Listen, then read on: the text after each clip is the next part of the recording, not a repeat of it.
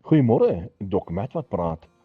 Oor die naweek was 'n ou predikants vriend van my in my diens gewees, seker in sy 80's.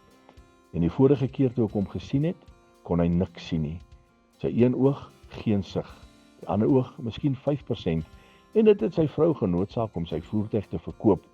Maar gister of die naweek toe hy nou by die kerk instap, toe sien ek uit 'n bril op en ek begin met hom te praat en hy lig die bril en hy groet my en hy noem my op my naam. Toe weet ek, hy kan sien.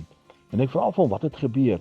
Hy sê een spesialis het gesê nooit weer gaan hy kan sien nie. Maar 'n ander spesialis het gesê ek is bereid om 'n kans te vat. En wat gebeur? Operasie was 'n sukses en nou kan hy sien. My liewe vriend, ek wil vir u sê, met Jesus is 'n daglig om jou. Met Jesus is daar geen onsekerheid nie.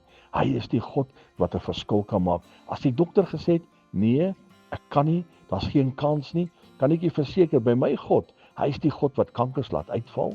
Hy is die God wat dowes laat hoor. Hy is die God wat jou omstandighede en jou situasie kan verander. Partykeer moet ons hom net vertrou. 'n Tweede opinie was belangrik vir hierdie predikantsvriend van my, maar ek wil vir u sê, die opinie wat belangrik is Jesus se opinie. Wat sê hy? Gaan hy dit kan regstel? Ja, hy kan. En ek wil vir u bemoedig, vertrou hierdie grootte God van my. Hy kan definitief 'n verskil maak in jou situasie, in jou lewe. Herlewensgroete.